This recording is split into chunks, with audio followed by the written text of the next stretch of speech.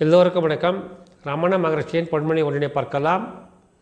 இறப்பு, பிறப்பு, துயரங்கள், துன்பங்கள் எல்லாம் நமது எண்ணங்களில் தோன்றிக்கப்பட்டவை. நமது பிறப்பும், நமது இறப்பும், நமது துன்பங்களும், நமது கஷ்டங்களும், நஷ்டங்களும், சந்தோஷங்கள் எல்லாமே எண்ணங்களால் தோற்றுவிக்கப்பட்டவை என்கிறார் ரமண மகரிஷி அவர்கள்.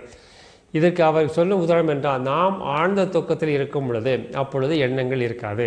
அப்பொழுது உனது பிறப்பு எங்கே இருக்கிறது, உன் உடல் எங்கே இருக்கிறது, நீ படுத்திருக்க கட்டில் எங்கே இருக்கிறது, நீ இருக்க இந்த பிரபஞ்சம் எங்கே இருக்கிறது, மனைவி மக்கள் சுற்றம் சூழல் நண்பர்கள் எல்லாம் எங்கே இருக்கிறார்கள், எதுவும் கிடையாது.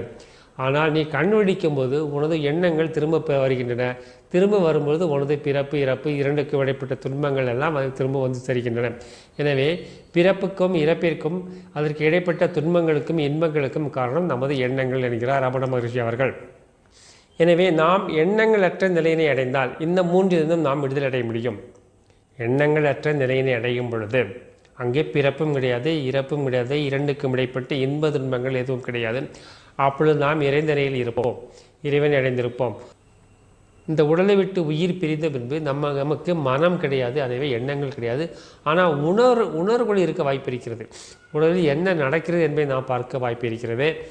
நமது குழந்தைகள் சுற்றுச்சூழல்கள் எப்படி இருக்கிறார்கள், சந்தோஷத்தில் இருக்கிறார்களா, கஷ்டப்படுகிறார்கள் என்பதை நம்மால் உணர முடியும் எப்பொழுது நாம் அந்த உடலை விட்டு உயிர் பிரிந்த பின்பு. ஆனால் இப்பொழுது நமக்கு இது ஏற்படும் எண்ணங்கள் ஓட்டங்கள் அந்த மனதிற்கு இருக்க வாய்ப்பில்லை. எனவே அந்த உடலை விட்டு உயிர் பிரிந்த பின்பு நமக்கு பிறப்பு, இறப்பு இரண்டுக்கு இடைப்பட்ட துன்பங்கள் இருக்காது. ஆனால் ஒன்று இருக்கும், நாம் செய்த புண்ணியம், நன்மைகள், தீயவைகள் அதற்கு ஏற்ப நமக்கு கஷ்டமான உணர்வுகள், நல்ல உணர்வுகள் இருக்க வாய்ப்பிருக்கிறது எப்பொழுது நாம் இறந்த பின்பு. எனவே ரமண மகரிஷி என்ன செய்கிறார், பிறப்பு இரண்டுக்கு இடைப்பட்ட எண்பது துன்பங்கள் எல்லாமே நமது எண்ணங்களால் உருவாக்கப்பட்டவை என்கிறார் ரமண மகரிஷி அவர்கள். எண்ணங்களை மாற்றினால் நமது துன்பங்கள் மாறும். எண்ணங்களை மாற்றினால் நமது துன்பங்கள் மாறும். எனவே எண்ணங்களை எப்படி மாற்றுவது, அதே ரமண மகரிஷி தான் சொல்ல வேண்டும். எண்ணங்களை எப்படி மாற்றுவது, ஆழ்ந்த தூக்கத்தில் இருக்கும்போது எண்ணங்கள் இருக்காது, அது ஒரு முறை.